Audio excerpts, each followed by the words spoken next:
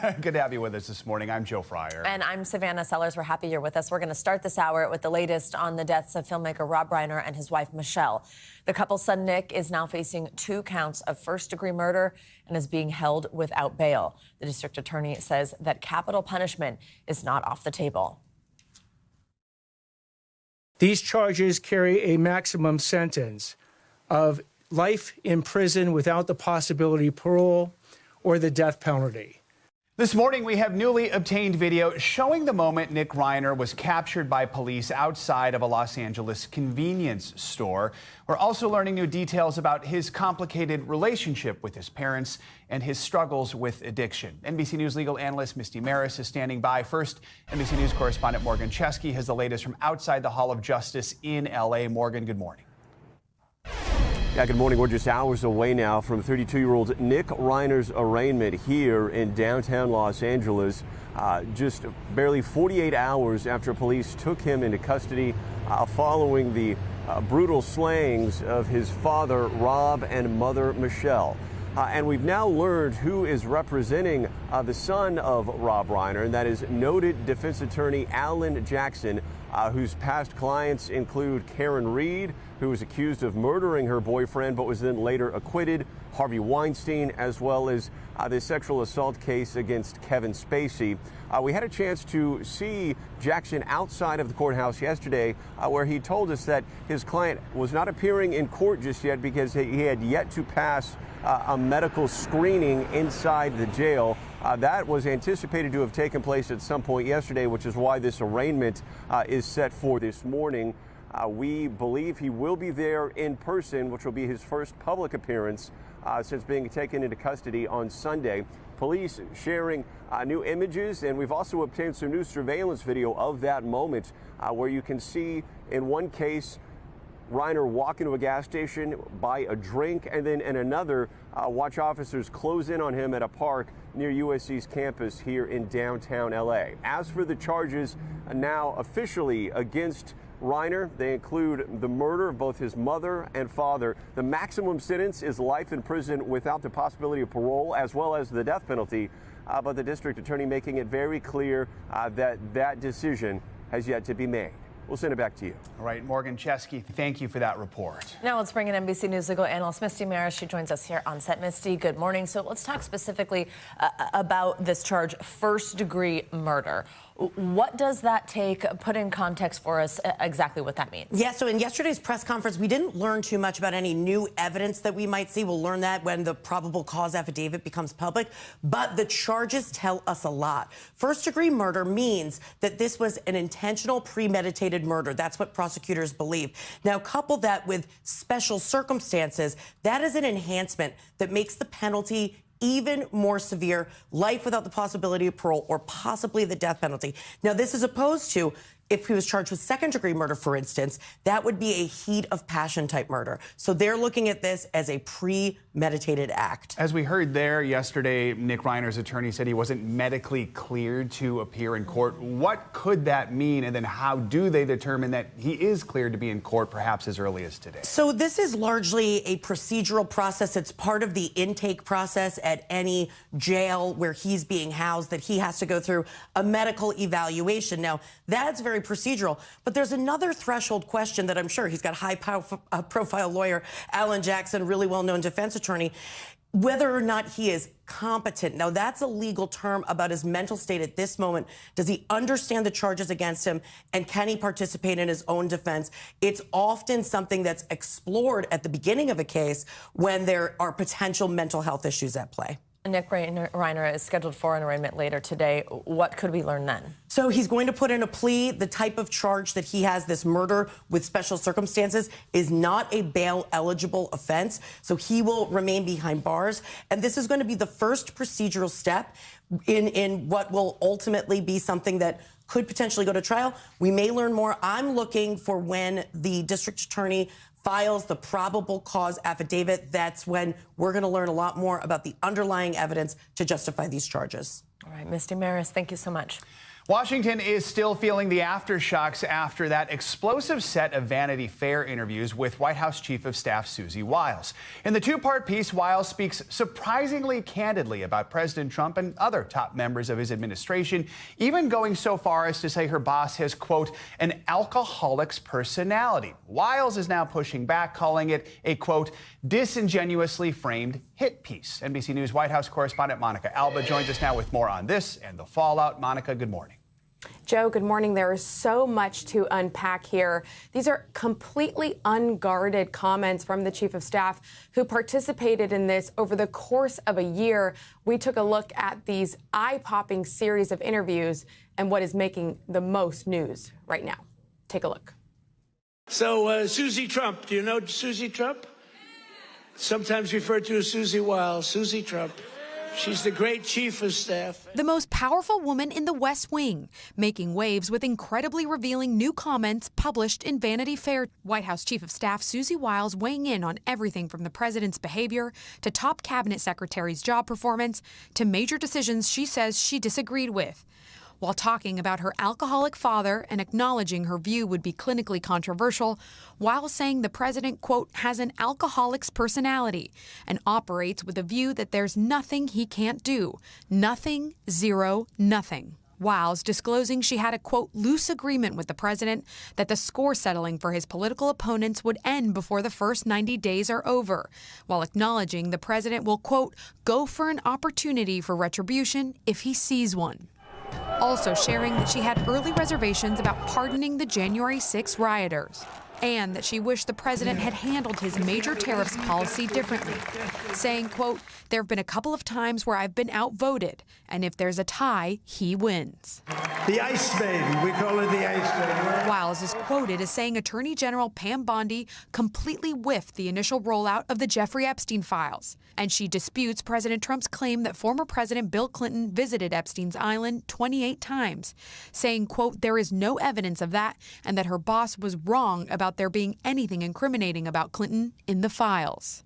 She calls J.D. Vance's evolution from a Trump critic to vice president as, quote, sort of political, and argues he's been a conspiracy theorist for a decade, while backing him as the 2028 nominee. Vance responding in Pennsylvania. Sometimes I am a conspiracy theorist, but I only believe in the conspiracy theories that are true. And by the way, Susie and I have joked in private and in public about that for a long time. Wiles spoke to author Chris Whipple about a dozen times this year for the Vanity Fair spread, which also features VP Vance, Secretary of State Marco Rubio, Deputy Chief of Staff Stephen Miller, and Press Secretary Caroline Leavitt. But the Chief of Staff taking issue with what she called the disingenuously framed hit piece, saying significant context was disregarded from her on-the-record statements and that much of what she had to say about the president was left out of the story. I've never seen her be disloyal to the President of the United States, and that makes her the best White House Chief of Staff that I think the president could ask for. So, Monica, well, it doesn't seem like anyone's denying that she said what she said, presumably because I'm guessing there are some recordings here. Just how are President Trump and the White House responding to these interviews? Yeah, author Chris Whipple, Joe, does say that he has audio of all of these interviews, that he is not planning to release that. But the White House really rallied around Susie Wiles. The president himself says he has confidence in his chief of staff. He called her fantastic.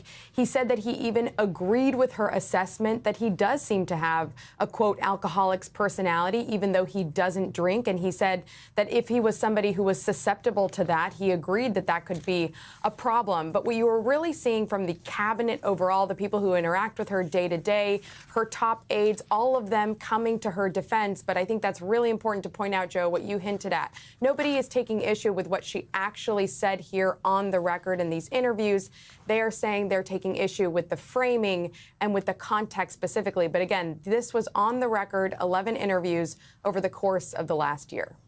Monica, the other big story that we are following out of the White House this morning, we mentioned this at the top of the show, President Trump ordering this blockade of all sanctioned oil tankers leaving and entering Venezuela.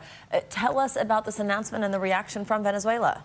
This is really just the latest move in a continued pressure campaign against Nicolas Maduro, against the leader of Venezuela and his regime. This is really an attempt by the United States to continue to ratchet up anything that could potentially force him to make a different decision or to leave, to step down. Remember that the president has said he believes Maduro's days are, quote, numbered. But when you look at this economic move specifically when it comes to this blockade, this applies to, according to the president, sanctioned oil tankers. So that is something like 30 or so tankers that operate in this vicinity that the president is saying cannot go toward Venezuela and continue with this kind of action.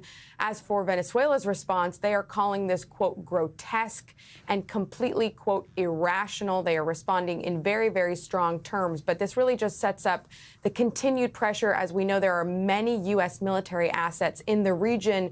If the U.S. decides to go further, we know the president has been teasing potential land strikes in Venezuela for days and weeks now as well. And Monica, amid all these developments, the president has asked the networks for airtime to address the nation tonight. It appears the networks are going to give him that airtime, even though there's not like a specific issue he appears ready to address. I mean, what do we think he's going to talk about? Yeah, all that we've really heard from the White House is that this is going to be kind of like a year-end review from the White House perspective of what they say are their perceived accomplishments, what the president believes he's been able to do on the economy, of course, a really hot-button issue that the president has been on defense on when it comes to affordability and what many Americans say they feel just doesn't really align with their own reality, their own experiences, even if there are economic indicators that the White House says are good and that they are continuing to point to. So I think you're going to hear a little bit about that, but some of these other topics as well. The president likely will touch on domestic issues as well as some overseas issues, and he's going to be doing that tonight. And according to the White House press secretary, teasing some potential new policy for next year. Guys. All right, Monica, thank you so much. Well, on Capitol Hill, the clock is ticking for Congress to pass a new plan to reduce the cost of health care before those subsidies tied to the Affordable Care Act expire in just 2 weeks from today. The House is set to vote on a GOP plan later this afternoon. Last night, an 11th-hour attempt by moderate Republicans to expand these subsidies failed. Millions of Americans will likely see their premiums dramatically spike when the subsidies expire, with Speaker Mike Johnson effectively shutting the door yesterday on any possibility of extending them before the year ends. We looked for a way to try to allow for that pressure release valve, and it just was not to be. We worked on it all the way through the weekend, in fact, and in the end, there was not an agreement. NBC News Capitol Hill correspondent Julie Sirkin joins us from Washington with more on this important issue. Julie, good morning. So what's the reaction been like among Republicans to Speaker Johnson's decision to not hold a vote on extension of these Affordable Care Act subsidies? Savannah and Joe, good morning. It depends on which Republican you ask. I talked to a handful of moderate Republicans yesterday. They were meeting several times throughout the day, trying to get Speaker Johnson convinced enough to allow them to vote on this amendment, essentially to extend those Affordable Care Act subsidies, because they are in swing districts. They have constituents who are going to lose their access to this care. I want you to take a listen to what one of them, Mike Lawler from New York, had to tell me yesterday, and we'll talk about it on the other side. To not have a vote on the extension with reforms, with conservative reforms, income limits, elimination of zero premium plans, PBM reform, HSA expansion, to not do that is idiotic. It is political malpractice. You know what's funny? 3/4 of people on Obamacare are in states Donald Trump won. So maybe, just maybe, everybody should look at this and say, how do we actually fix the healthcare system? All right, so their attempt, despite how idiotic you hear Lawler saying this is, to add those subsidy extensions to this package that House Republicans want to pass, that failed in the Rules Committee, which is kind of the first procedural step. It's making these moderates angry, they're frustrated, and a final vote on that health care package without those subsidies is supposed to happen today. So, Julie, just remind us what is, as of now, in the GOP health care plan, and with some of these moderates not happy with how things are going, does it appear to have enough support? Well, they still say they're going to vote for it. That's the funny thing about Congress. They might hate the bill, but they're probably going to support it at the end because they are Republicans and it is their party's effort. I will also add it is probably going nowhere in the Senate because what this package includes is essentially a few measures that they've already voted on in the last couple of months. It increases the options on the healthcare marketplace, but it doesn't give any additional money in the form of health savings accounts, which is something the president supported, or those subsidy extensions for people on the Affordable Care Act. That means millions will see their premiums skyrocket come the new year. Democratic leaders, I asked Leader Schumer, for example, are still urging Republicans to pass a 3-year extension. That is not going to happen. There are 2-year extensions on the table, but so far, Democratic leaders are telling their members not to support that. Republicans, meanwhile, conservatives at least, do not want to see these subsidies extended. So I think you're going to see an expiration of these subsidies at the end of the year. Julie, we've got one more big story from Washington we've been following. We want to talk to you about some lawmakers are going to see this unedited video this morning of that September 2nd strike on an alleged drug boat in the Pacific. Tell us the purpose of showing this unedited video. What could happen here? Well, so remember a handful of Republicans and Democrats in the House and Senate a couple of weeks ago got to see a classified version of this video. This was the series of strikes that happened back in September, since extremely controversial because those 2 survivors of the alleged drug boat were killed in the second strike. They got to see that video, but nobody else did. So yesterday, Secretary Hegseth, Secretary Rubio, they were on the Hill briefing all 100 senators and House members on the contents of that strike, on their plan on Venezuela and these drug boats moving forward. They got an earful from Republicans and Democrats telling them they must release that video, not only to lawmakers, but to the American public. I'm told Hegseth pushed back and said it was too sensitive, too classified. It could reveal the details of their operation. So the only members that could see the unedited version today are members of the Senate and House Armed Services Committees. Certainly Democrats on that panel have major questions as to the extent of these strikes, whether they are lawful, and what the administration's plan is. All right, Julie Sirkin, thank you very much. Police in Rhode Island are turning to the public for help as they continue searching for the Brown University shooter. With the urgent manhunt now entering its 5th day, authorities are offering a reward for any information injured. NBC News correspondent Aaron McLaughlin joins us now from Providence, Rhode Island, with the latest on the investigation. Aaron, good morning. Joe, good morning. Law enforcement has released and arrest the gunman. With the Brown University shooter still at large, law enforcement released these new enhanced images, as well as this video showing time-stamped movements of a person of interest that begins 2 hours before the shooting. We believe that he was actually casing out this area to commit the crime. Authorities say the new footage, stitched together using clips from homes, businesses, even dash cam footage, shows a man walking through the surrounding neighborhood. In another clip captured almost an hour before the attack, you can see him walking past the building where the shooting took place. But you never see him enter the building, and authorities say they still have no footage of the gunman carrying out the attack. In that older part of the building, there are fewer, if any, cameras in that location. As students reflect on the traumatic incident. We heard loud bangs. They're like, you need to get outside right now, run as fast as you can. It comes as another New England university is on edge after authorities say an MIT professor, Nuno Loureiro, was shot and killed in his home in Brookline, Massachusetts. The death being investigated as a homicide, and police have released no information about a suspect, but authorities say there seems to be no connection to the Brown shooting. Back in Providence, the community pausing to mourn the 2 victims, Mohammed Aziz Umerzakov and Ella Cook. Mohammed's friends saying he represented the best of Brown. He's just that guy who goes around and says hi to people. He's such a joyful guy. Brown University has come under increasing pressure about its security arrangements. Overnight, President Trump weighing in, posting on Truth Social, asking why there weren't more cameras inside of the building. Yesterday, Brown's president defending the university, saying it saddens her to see people question the university's commitment to student safety. Joe. All right, Aaron, thank you so much. We're also following new details on the historic flooding in the Pacific Northwest that has now turned deadly. This morning, the Snohomish County Sheriff's Office says a 33-year-old man was killed after driving through a flooded portion of a road northeast of Seattle. Now, if you take a look at your screen, we're going to show you drone footage of Pacific Washington. That's just south of Seattle. You're looking at the second area this week facing the impacts of a levee breach. The ground there just too saturated. The failure of this system quickly turned residential streets into rivers, and forecasters say there is even more rain to come. NBC News correspondent Steve Patterson joins us now live from Preston, Washington. That's east of Seattle with more. Steve, good morning. Talk to us about what you're seeing on the ground there right now.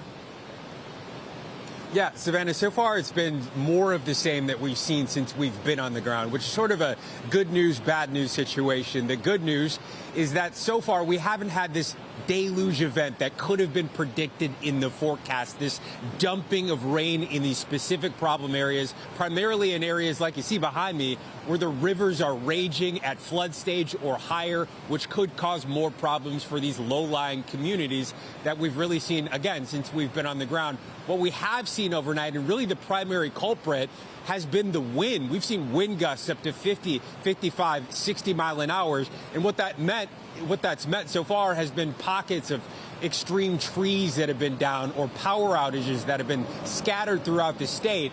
But as far as this possible rain event that could have caused mass flooding, we haven't seen that so far. Now, that is only to say it's still 4 o'clock in the morning. More rain, as you mentioned, is in the forecast, 70 to 80 to 100% possible coming up in the next few hours. So all of this still could hit. But so far, at least, we've dodged a bullet, guys. Steve, we do want to ask you more about these levee breaches. You reported on the first one in Tukwila earlier this week. Emergency crews say that's under control, but now we've got this latest breach in Pacific.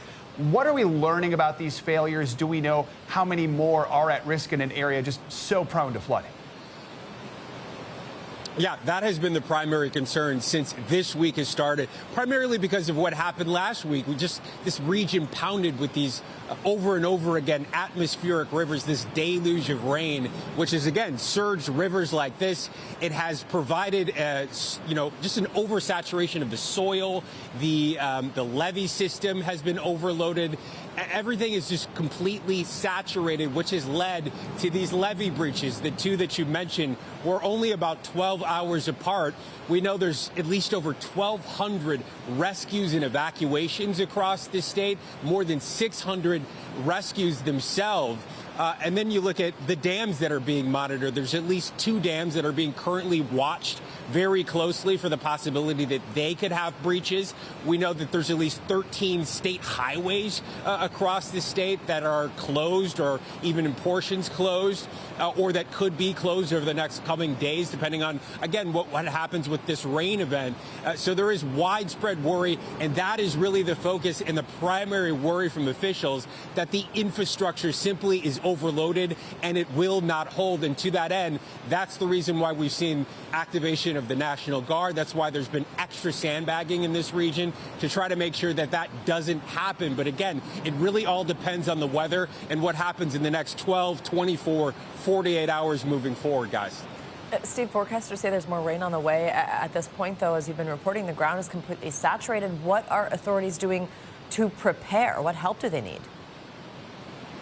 Yeah, again, they've called on their neighbors. Oregon has been a big help here. The National Guard, as mentioned, has been activated. They are on the ground. We've seen extra sandbagging in those areas where they have the HESCO barriers. That is the last levee that broke. It's a combination of sort of gravel and sand barriers. So they're making sure that those are more reinforced. But mainly, the primary thing is getting the word out, the message out to residents who live in these areas, telling them that they need to be ready to go at a moment's notice. We've seen now primary activations of what's called Go Now Level 3 notices. If you get a notice like that, it means you can't even bring your stuff. You got to go right now. We've seen that happen over and over again. If it happens again, they want to put the message out. You need to be ready to go. And especially those areas in which they have signs saying the road is closed, you can't go around those. So messaging, very strong, very important at this time, guys.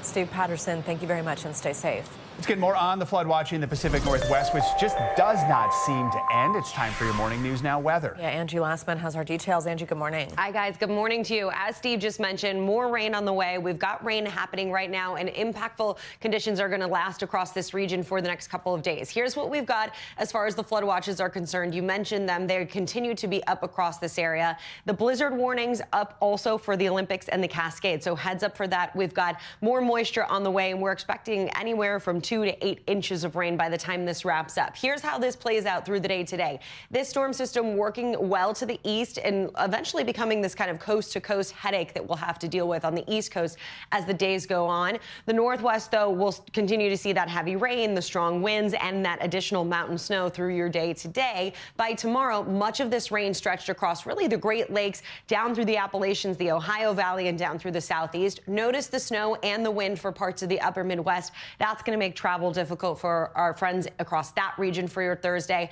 And then by Friday, all of that windswept rain kind of focusing on the I-95 corridor and points south of that. That means the travel along those roadways going to be difficult as well. The heavy snow band still setting up right downwind of the lakes. That's going to last here through your day on Friday. So again, maybe some difficult travel for folks there. Now, back focusing on the West Coast, because that is really where we're watching for the most impactful conditions through the day today. Notice that slight risk for flash flooding centered, stretching from Portland down to Eugene, and including Crescent City. These are kind of the same areas that we've been concerned about for days and days. And I mentioned we have the potential to see upwards of maybe 8 inches in some spots. I think widespread amounts 2 to 5 inches, but then we gear up for that next Atmos River event to kind of occur on Thursday. So additional rain. This goes through Friday, and this is why we're continuing to see the concern across that area. Meanwhile, we've got a good chunk of the country under these wind alerts. 30 million people stretching from the West Coast all the way to the Midwest, and you can see why. Look at these peak gusts through Thursday. 30, 40, 50, 60 plus mile per hour winds. Notice Bismarck going to peak into those low 60s. So this is, of course, going to cause some problems as well. We've got 40 mile per hour winds in Minneapolis, upper 50s across parts of the Midwest as well. So it's going to continue to be that kind of breezy and gusty conditions here across that region, guys, as that system moves to the east. Meanwhile, where the heck is winter? We've got upper 50s for the Plains. We've got 70s for Phoenix, even Roanoke ending up at 57 degrees, guys, and we keep it kind of mild even as we get into tomorrow. 51 for New York City. Wow. We'll take it. No signs rain, of winter. But 51. Yeah. So take what you can get. You get what you get. Something, yeah. No signs of winter because it's not winter, technically, right? Well, technically. I don't know. Meteorologists When does that consider start? the 1st of December the meteorological start of winter, but yes, astronomically, not quite So yet. Andy's been living When in is winter that? for a Soon, while. though. Yeah, This weekend, right? Yes, this weekend. There we Exactly. go. Just in time for Santa. Exactly. Wow. Who's the meteorologist here? Let's show. Joe Fryer put it on his resume. I own a calendar. All right. We thank you for watching, and remember, stay updated on breaking news and top stories on the NBC News app or watch live on our YouTube channel.